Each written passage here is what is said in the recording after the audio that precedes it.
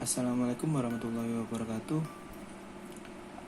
Di sini saya akan membahas tugas pertemuan minggu ketiga, di mana yang tugas yang berikan itu adalah menggambar sebuah objek berbentuk bulat, bisa buah, bisa objek yang lain, bola, pokoknya bentuknya bulat.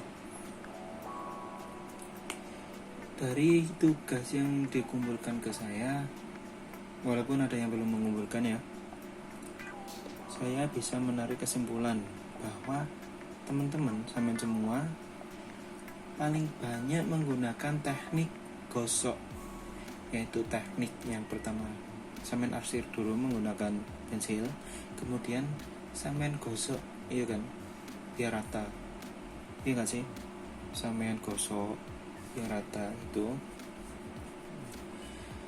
Nah, dari situ saya mengambil kesimpulan bahwa teknik yang digunakan, teknik gosok yang digunakan itu adalah teknik yang cepat, tidak ribet. Sampean ngarsir dengan pensil, kemudian sampean gosok untuk meratakannya. Akan tetapi ada yang kurang banyak yang kurang memperhatikan shading arah cahaya. Terus kemudian objek yang digambar, kesesuaian objek yang digambar. Ya.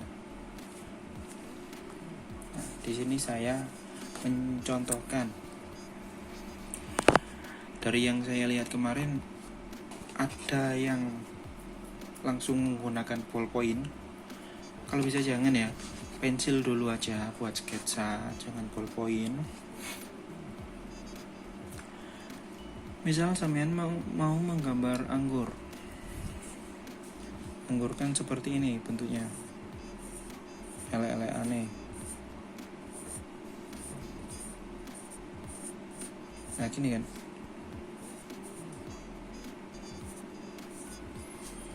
prinsipnya kan piramid, bentuknya seperti ini. Nah, sampean ambil sketsanya dulu, sampean buat bidangnya dulu. Kok malah kayak pizza. Nah, terus kalau udah jadi, oh ini lupa godongnya kurang. Nah, sampean buat skemanya dulu. Terus sampean buat lingkaran-lingkaran di dalamnya. Jangan melebihi batas. Ini batasnya loh. Ini batasnya. Begini.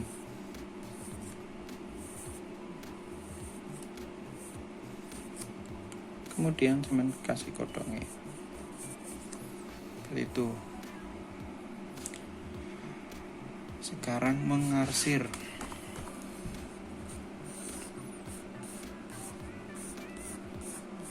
Nah, bulat. Objeknya bulat. Mengarsir, misal cahaya dari sini ya. Ini cahaya. Otomatis yang terang kan di sini. Paling terang bagian yang lurus dengan cahaya. Kemudian berbalik ini, yang dibaliknya gelap. Ngarsirnya bisa banyak cara, yaitu ngarsir ada yang hatching, cross hatching, yang ditanyakan oleh teman kita kemarin, yang ngarsir itu harus satu arah Pak, boleh satu arah.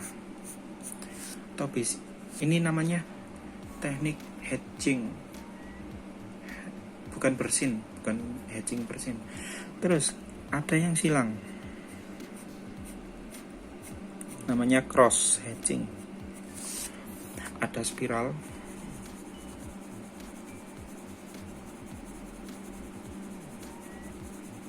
Nah gini, ada yang pointillis. Pointillis itu biasanya menggunakan drawing pen.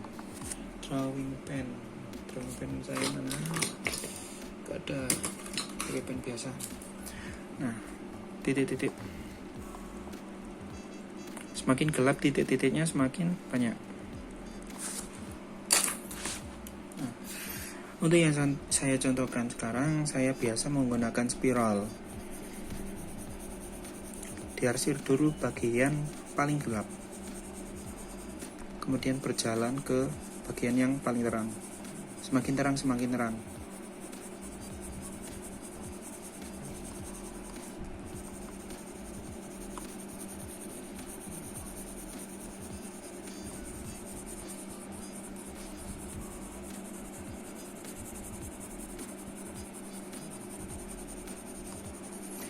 Bolak-balik ini rek. Jadi ngarsir gambar itu harus telaten. Kalau gak telaten sampean nanti jelek gambarannya. Karena menggambar juga butuh mood yang bagus.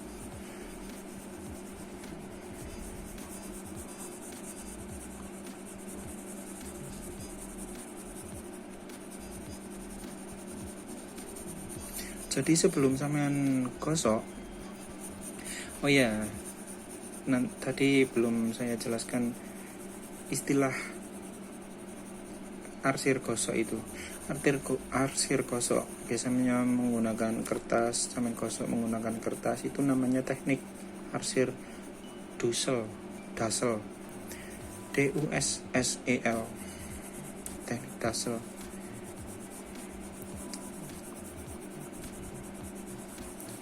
Dimana teknik Dussel bisa menggunakan tisu atau alat yang namanya blending stump. Saya kayaknya punya tapi gak tahu kemana.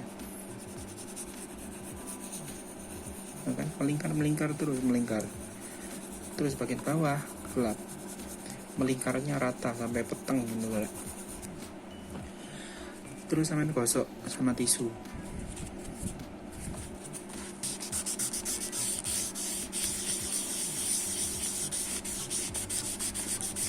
Sampai rata. Gosoknya kan ya sesuai bidangnya. Misal bulatan kan melingkar, jadi harus gini. Nah, kecuali sampean bentuknya balok, bentuknya lurus, jadi sampean kanan kiri gini bisa. Kalau lingkar itu menyesuaikan bentuknya. Misal bulat, bola, sampean kan melengkung ini ya. Nah, itu.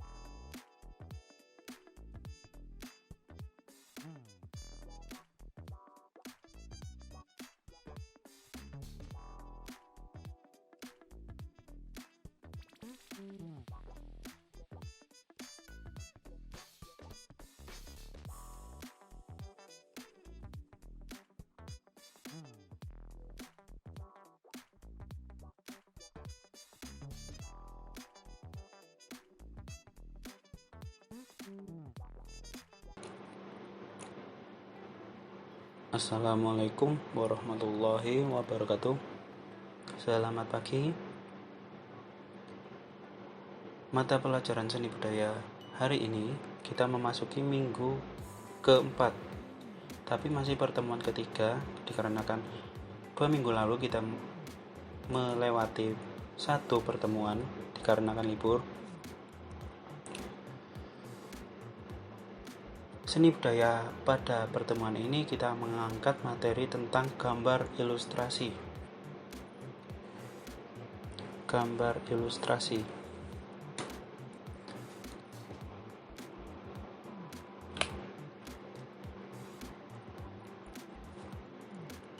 Di sini ada contohnya. Contoh awal gambar ilustrasi di mana ada tulisan bisa berupa naskah, puisi, dan lain-lain, dan ada gambarnya, gambar sebagai pendukung, menggambarkan isi yang terdapat dalam tulisan tersebut. Di sini tahu gambarnya ini siapa, dan ini puisinya, bukan puisi sih, ini kata-katanya, kata-kata dari orang yang ada di gambar ini. Gambar ilustrasi, kita mengambil kata ilustrasinya. Apa itu ilustrasi? Ilustrasi yaitu visualisasi dari suatu tulisan dengan menggunakan teknik drawing, lukisan, fotografi, atau teknik seni rupa lainnya yang menekankan hubungan subjek dengan tulisan. Seperti yang saya jelaskan tadi, adanya hubungan antara subjek, itu gambarnya, gambar, dan ada tulisannya, saling berhubungan, di mana gambar merupakan gambaran dari apa yang terjadi yang ada di tulisan tersebut.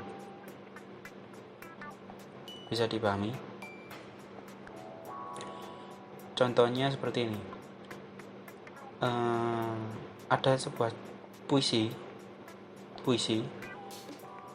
yang bertemakan sedih, dan nanti ilustrasinya itu harus mengikuti apa yang dipuisikan.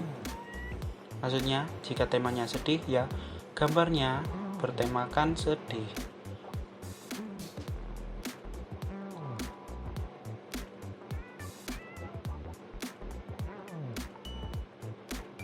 Paham ya? Jika bahagia, temanya gambarnya juga bahagia. Jadi gambarnya ini mengikuti apa yang ada di tulisan tersebut.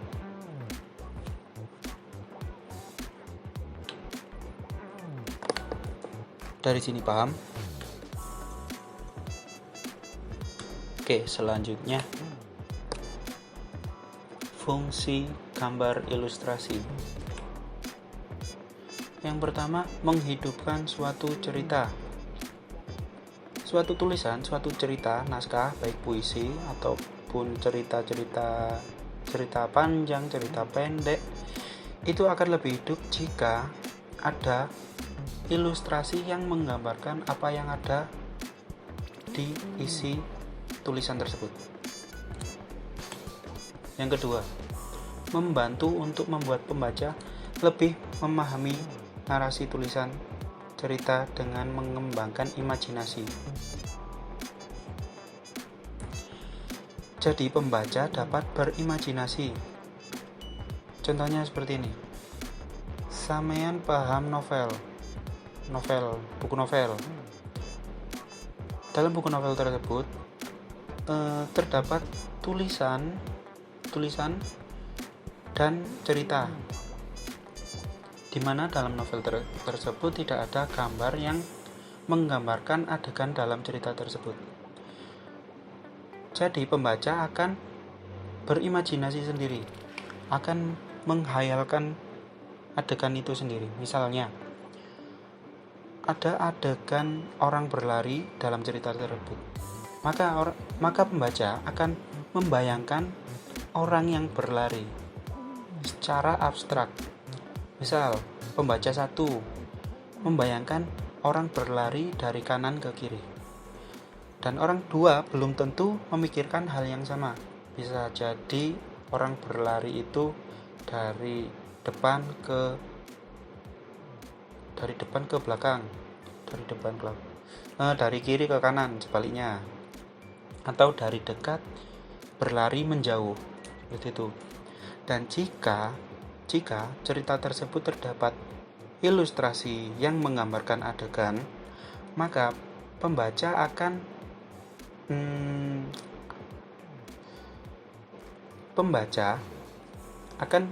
membayangkan, berimajinasi sesuai dengan yang digambarkan. Jika ada tulisan, ada cerita, dan di sampingnya ada orang, ceritanya berlari, dan di sampingnya ada orang berlari.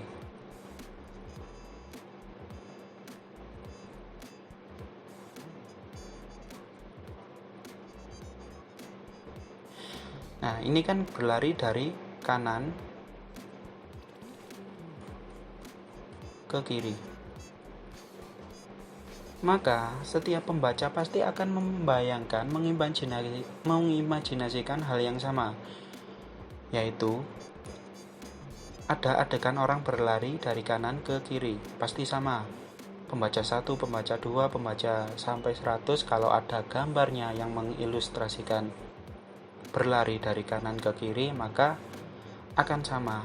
Maka akan mengimajinasikan orang berlari dari kanan ke kiri.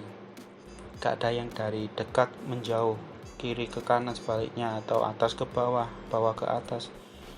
Jadi akan sama, membayangkan, mengimajinasikan hal yang sama.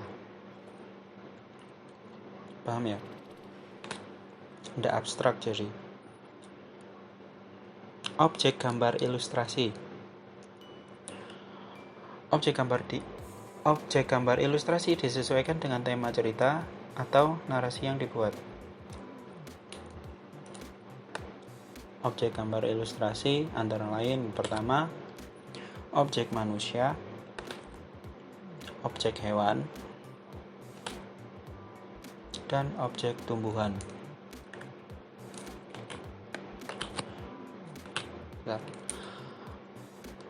Objek manusia, objek hewan, dan tumbuhan memiliki cerita yang masing-masing, cerita yang berbeda. Jadi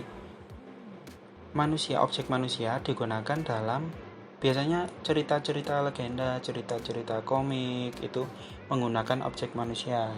Sementara objek hewan adalah cerita yang bergaya fabel, cerita hewan yang bisa berbicara itu loh. Itu gambarnya, objeknya hewan. Kalau tumbuhan biasanya buat dekorasi tulisan. Misalnya ada puisi lagi. Nah, di sampingnya ada gambar tumbuhan. Bunga misalnya.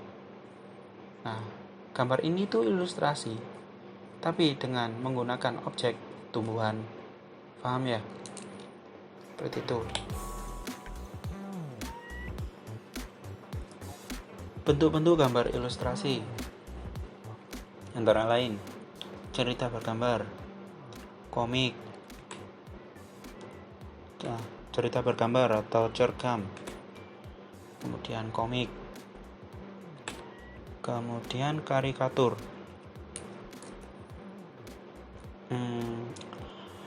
Gini, saya tanya, ada yang tahu perbedaannya cergam, cerita gambar, dengan komik?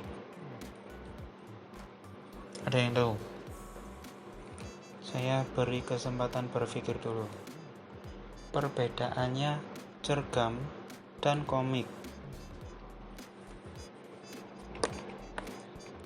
Saya jelaskan dulu.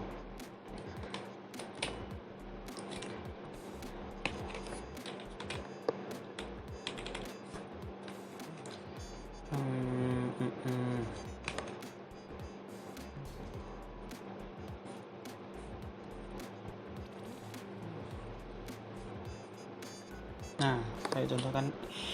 Ini ada 2 kertas. Nah, kertas 1 adalah cergam.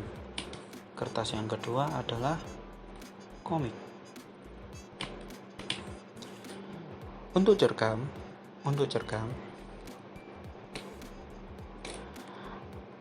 Gambar hanya mengilustrasikan adegan inti saja. Jadi, misal ceritanya itu gini, saya buat cerita di suatu desa terdapat rumah gubuk yang berada di dekat hutan, seperti itu. Dan di kebun dekat rumah gubuk tersebut ada tanaman yang ditanam oleh seorang petani, yaitu pemilik gubuk tersebut. Nah, setiap sore tanaman yang ditanam oleh petani tersebut hilang dimakan oleh kancil. Dah, cukup seperti itu aja. Nah, terus kemudian ini ceritanya seperti tadi. Kemudian ada gambarnya itu mengilustrasikan kancil, seekor kancil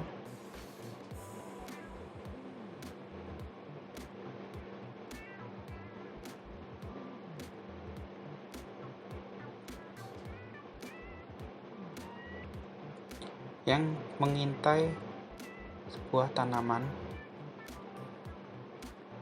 di kebun Pak Tani. Seperti itu. Jadi adegannya hanya satu adegan saja, diambil adegan intinya saja. Nah, kalau komik itu setiap adegan per pose itu ada gambarnya. Seperti misal di sini ada orang mau mukul misal. Kemudian di gambar selanjutnya ada gerakan tangan meninju.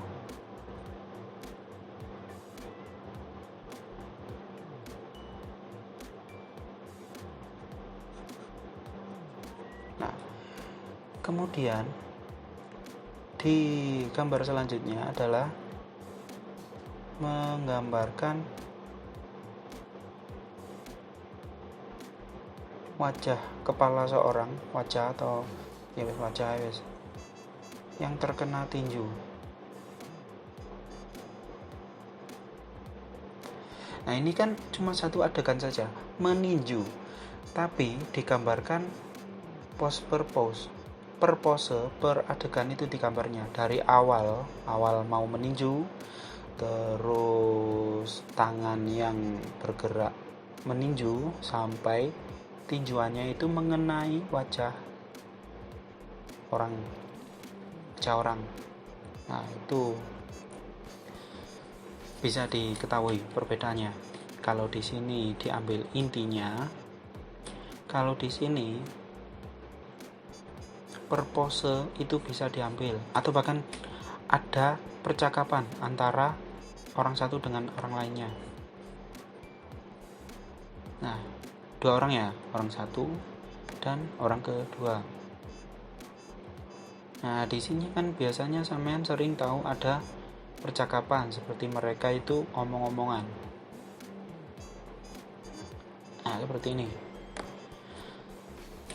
Nah, itu komik. Kalau cergam seperti ini. Diambil intinya saja.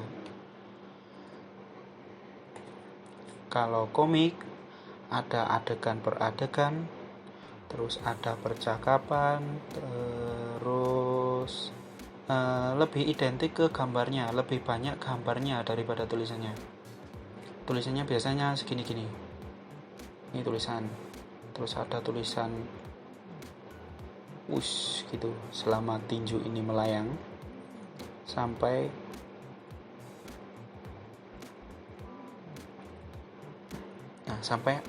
menggambarkan suara tinju tersebut mendarat di wajah seorang. Terus ada percakapan antara orang satu dengan orang lainnya. Seperti itu. Bisa dipahami dari sini. Oke, lanjut. Setelah komik ada karikatur. Selanjutnya ada kartun dan ilustrasi karya sastra. Karya sastra itu seperti sajak, puisi, seperti itu. Jenis-jenis gambar ilustrasi. Yang pertama kartun. Bentuk ilustrasi bisa berupa hewan, manusia yang berisi cerita-cerita yang menghibur. Contohnya, ini kartun. Kartun itu tidak serealis gambar biasa ya, yang realis gitu. Jadi kartun itu dibuat agar menarik. Maka dari itu gambar-gambar dibuat sedemikian rupa ya, dibuat lucu gini, menggemaskan. Bentuk singa yang realis kan nggak gini, kalau nggak salah gini.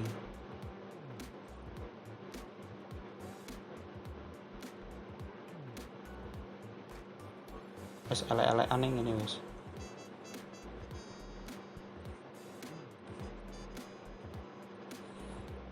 Nah, jika kartun ditonton anak kecil dengan gambar yang menyeramkan, kan anak kecil akan takut. Maka dari itu, singa digambar lucu seperti ini. Singa yang polos. Kedua, karikatur. Karikatur menampilkan ilustrasi dari karakter yang dilebih-lebihkan, unik, lucu, terkadang memuat kritikan dan sindiran. Dilebih-lebihkan maksudnya ini, kepalanya lebih besar, badan yang kecil. Itu karikatur. Terus hidung rahang yang dibesarkan.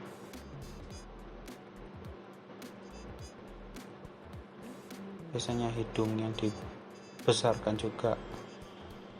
Jadi anatomi atau bentuk asli dari manusia tersebut itu dilebih-lebihkan. Bisa kepala yang sangat besar, hidung yang diperbesar lagi, seperti itu. Dan biasanya memuat kritikan. Biasanya ya seperti kartun, tapi bentuknya karikatur dengan isinya sindiran-sindiran, biasanya sindiran untuk pemerintah biasanya.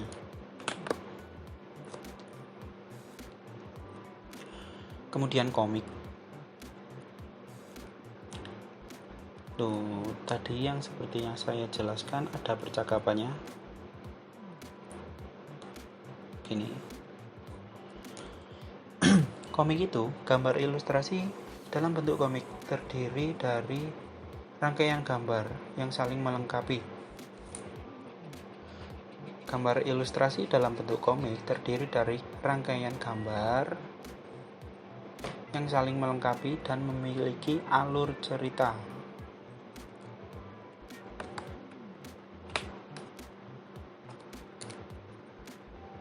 Ilustrasi karya sastra. Karya sastra itu puisi, sajak.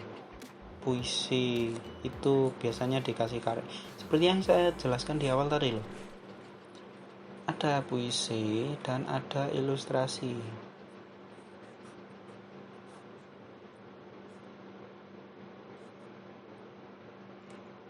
Seperti itu. Dari sini paham ya. Karya sastra berupa cerita pendek, puisi, sajak akan nampak lebih menarik apabila disertai dengan gambar ilustrasi, yaitu mengilustrasikan apa yang ada di isi puisi atau tulisan tersebut. Nah, seperti ini ada tulisan kan. Kemudian di belakangnya, di background ada ilustrasi. ini ada tulisan, kemudian backgroundnya adalah gambar. Gambarnya harus nyambung dengan tulisannya ya. Masa gak boleh gini, ceritanya itu sedih, masa gambarnya itu berpesta-pesta, yang ada malah tertawa di atas penderitaan orang. Nah, yang terakhir, ini yang terakhir kalau gak salah, vignette.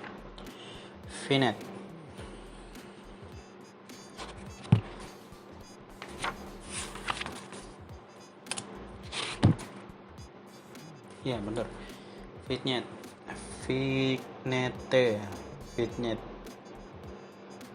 Gambar ilustrasi yang berbentuk dekoratif yang berfungsi sebagai pengisi bidang yang kosong. Seperti ini, dekoratif. Paham dekoratif kan? Antara bidang-bidang, bentuk-bentuk itu digabung-gabung dan menjadi sebuah gambar yang indah. Berfungsi sebagai pengisi bidang yang kosong. Misal di sini, nah ini kan media. Ini suatu bidang. Nah, di sini ada kosong. Dan itu bisa dihias untuk mengisi, memperindah bagian yang kosong tadi.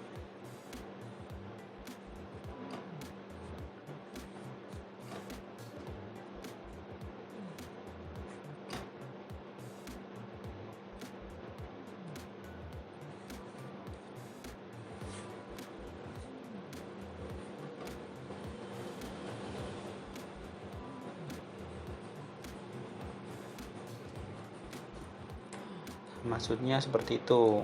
Bagian yang kosong itu diisi dengan ilustrasi vignette ini. Tulisannya vignette. Ini tugasnya. Silakan dibaca. Mencari sebuah puisi. Bisa dari internet, buku, atau sampean bisa mengarang sendiri. Tulis dalam buku gambar A4. Paham A4 kan? A4 itu kalau sampean biasanya menggunakan buku gambar besar, itu ukurannya A3. A4 separuh dari buku A3 tersebut. Sampean bagi 2, itu ukurannya nanti jadi A4. Tulis di bagian kiri dan diberi ruang kosong bagian kanan kertas gambar A4 tersebut. Nah, puisinya nanti sampean taruh di sebelah kiri. Nah, sini. Kemudian di sini kan ada sisa kosong, biarkan. Jadi nanti sampean menulis puisi itu di sini, sampean nulis puisi. Udah, ini biarkan kosong, biarkan wes. Catatan. Nah, ini ada catatannya.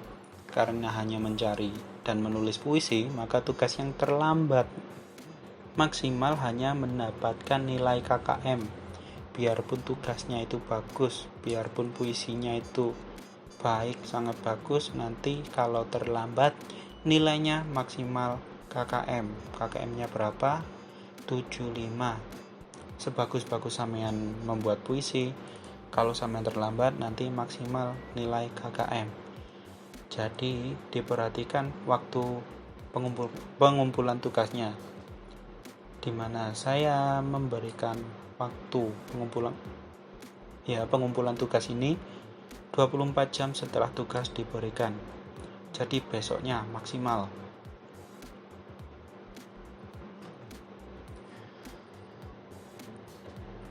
Untuk pertemuan minggu ini cukup sampai di sini.